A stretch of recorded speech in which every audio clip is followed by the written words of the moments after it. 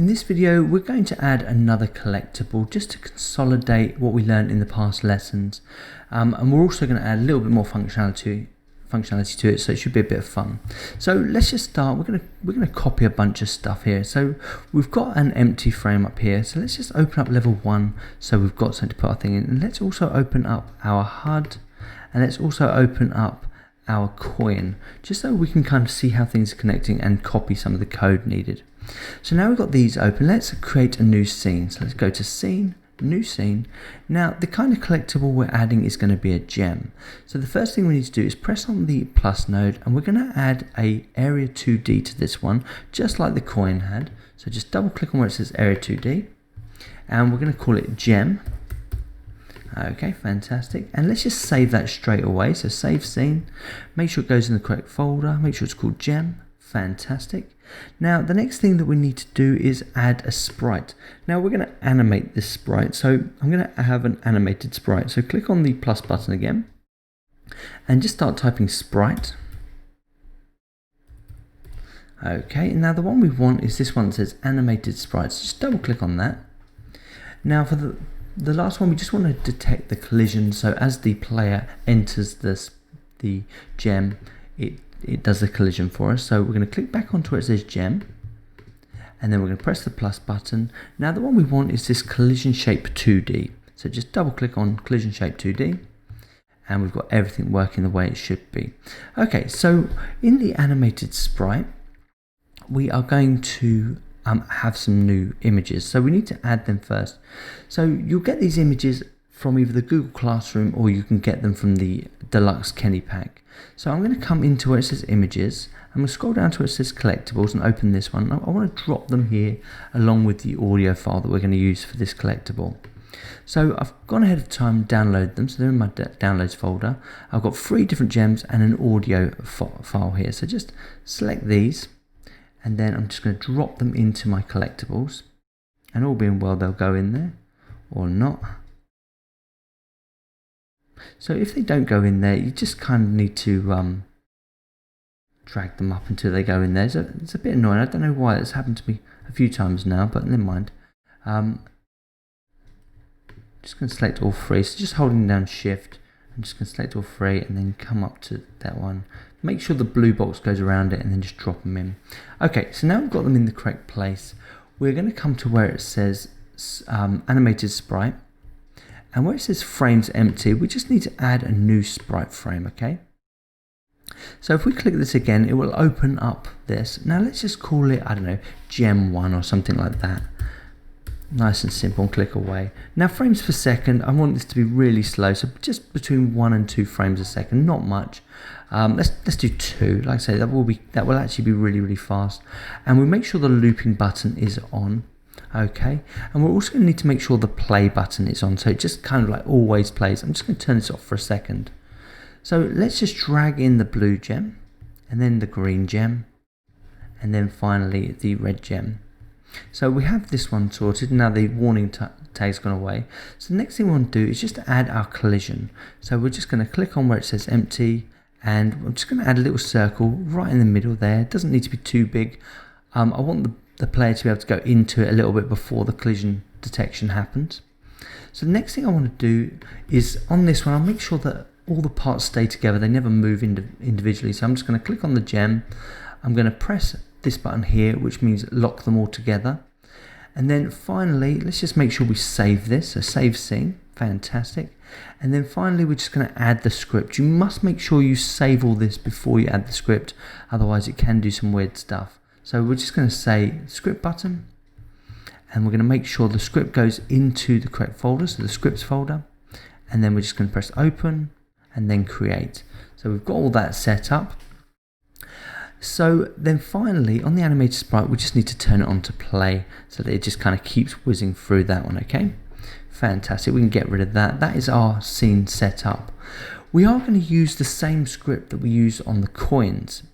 So before we add this, let's just go over to the coins, or actually we need to make the detection first. So let's click click on the gem, click where it says node, and we want to make sure when body entered. So this one here, body entered, so when the player enters it into it, it will actually detect something and do what it needs to do. So we're just going to connect that there. Make sure it's on the gem, press connect, fantastic. Now we can get rid of all of this stuff here. We do not need any of that, but we do need the on gem body entered bit of text. Now it's almost identical code to the last one. So if we go over to the coin, it should be almost identical. So we do need to link it to the actual HUD script. So I'm just going to Control C this, so copy this, and then go over to the gem, remove where it says Area 2D, and just paste it here. So it's exactly the same. So this is now going to link to the HUD script. Go back to the coin, and we do want it to do pretty much all the same stuff. So I'm just going to copy where it says if all the way down to Q3. So Control C to copy, and then back to the gem, and then inside of here we're just going to press paste. So if the body is named player, which is our player from our level 1, so there he is there. If the body is called player, then do something. So the first thing we want to do is activate the score, so give 5 points. Now because it's a gem, maybe you can add 10 points or something like that, and then once you've added those points, you want it to disappear. So theoretically that should be everything. However, I want to add one more line of code to the gem. So if we go back onto the gem script, I want to add an audio player, so we can actually, when the player collects it, it should go off and it should play a tune. So we want to add it here. So let's just click on the gem, press the plus button. Now we've used it in the past. I don't know if it'll still be there, but there it is. Audio stream player. So just double click on audio stream player. We're going to call it collect sound. All one word, so just going to underscore, so collect sound. Okay, and then we're just going to add our sound to this. So go back to the inspect, where it says stream, we're going to grab this coin collect, and we're just going to drag it over to there. It's probably going to be quite loud, so let's just make it a bit quieter. And then we just need to connect the script to it. So we just want to say $, and then we want to grab that collect sound. So there it is. And then we'll say .play. So hopefully when the body enters, it will give us 10 points, it will play the sound, and then it will delete the gem. So let's just press that, save scene. Now if we head on over to level 1, we now need to add that gem to it. So here we are. So we're on level 1, press this link button. Now the one we want is the gem, so just select it and open it. So where's it gone? It's gone there, it's quite small. So let's add a gem here. And you can see it's already working, fantastic. And you could have gems like for the end of the level or something like that. So let's just add one gem, that should suffice. Save all scenes. Now touch wood, actually let's add another couple just in case we can't hear that sound the first time. So Command or Control D to duplicate, and then click it. I'm just going to put it here somewhere. Okay, save all scenes. Touch wood, it all works and we're all good. So